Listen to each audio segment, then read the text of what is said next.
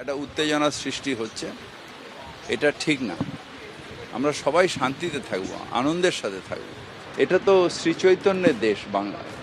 এটা তো এই দেশটা আমাদের সবার আনন্দের দেশ, এই দেশটা আমাদের সবার শান্তির দেশ। এখানে আমরা সবাইকে আলিঙ্গন করি। ঠাকুর শ্রী শ্রী রামকৃষ্ণের দেশ, যেখানে বিশ্বাস করেন তারা যে যত মত তত পথ। সুতরাং এইখানে এই সাম্প্রদায়িক উস্কানির কোনো স্থান নেই। যারা করছেন তারা মূর্খতা করছেন। এখানে সবাই মিলে আমরা একসাথে থাকবো এবং সবাই সাহায্য করবো, ভালোবাসবো, আনন্দে থাকবো, এটাই আজকে প্রার্থনা। আগামী রবিবার রামনবমী, হাতে এখনো 6 দিন, কিন্তু তার আগে রাজনীতির পারদ চড়তে শুরু করেছে। শহর জুড়ে এবার রামনবমীর হোর্ডিং পড়েছে, যাতে ছবি রয়েছে প্রধানমন্ত্রী নরেন্দ্র মোদী এবং রাজ্যের বিরোধী দলনেতা শুভেন্দু অধিকারীর। ধর্মতলা চত্বরে আপনাদের নিয়ে যাব। হোর্ডিং পোস্টারে চেয়ে গিয়েছে আমাদের প্রতিনিধি অর্ণব মুখোপাধ্যায়, রয়েছেন আমাদের সঙ্গে। অর্ণব, দেখো, ধর্মতলাতেও কিন্তু এই হোর্ডিং পড়েছে। ধর্মতলাতে আমরা ঠিক লেনিন সরণির মুখে রয়েছি। তোমাকে দেখিয়ে দেবো যে এখানে রামনবমীর যে হোর্ডিং এবং ফ্লেক্স সেগুলো দেওয়া হয়েছে। রামনবমী পালন করুন, একদিকে রয়েছে প্রধানমন্ত্রী নরেন্দ্র মোদীর ছবি, তার নিচে রয়েছে শুভেন্দু অধিকারীর ছবি, আর একদিকে হচ্ছে শ্রী রামচন্দ্রের ছবি, মাঝখানে হচ্ছে অযোধ্যার রাম মন্দিরের ছবি। তবে নিচে লেখা রয়েছে শুভেন্দু অধিকারীর সভাপতি শ্রী শ্রী সংখ্যানন্দ জগন্নাথ মন্দির, মেছেদা, পূর্ব মেদিনীপুর। লেনিন সরণির ঠিক মুখেতে তুমি দেখতে পাচ্ছ যে দুদিকে দেওয়া হয়েছে।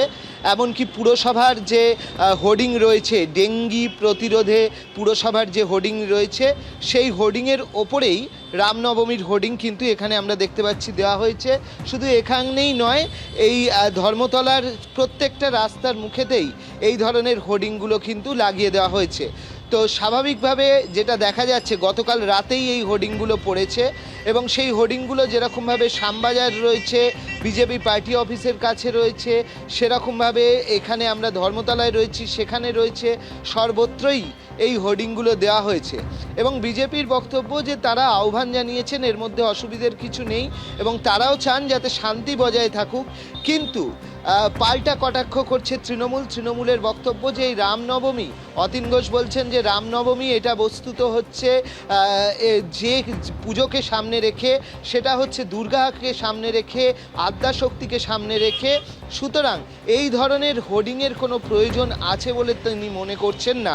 এবং তার বক্তব্য যে ঘরে ঘরে এই রামনবমী অনেকেই পালন করেন, কিন্তু যে একটা হোর্ডিং দিয়ে রামনবমী পালন করুন বার্তা দিয়ে যে ধরনের প্রচার বিজেপি করছে, সেগুলো একটা অশান্তির বাতাবরণ তৈরি করার চেষ্টা রয়েছে, এমনটা একটা অভিযোগ রয়েছে।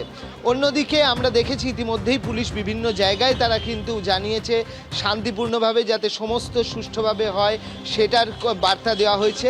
কিন্তু তার মাঝখানে এই রাজনৈতিক চাপানুতর যখন একদিকে চলছে, রামনবমীকে ঘিরে যখন পারদ উঠছে, তার মাঝখানে এই ধরনের হোর্ডিং আমরা যেরকম দেখতে পাচ্ছি শ্যামবাজার থেকে শুরু করে ধর্মতলা অবধি, সেই শ্যামবাজার থেকে শুরু করে ধর্মতলা অবধি রামনবমী পালন করুন বলে এই হোর্ডিং, সেটা কিন্তু এই রাজনীতিতে আলাদা একটা মাত্রা যোগ করেছে এবং শহর জুড়ে এই হোর্ডিং দেওয়া হয়েছে।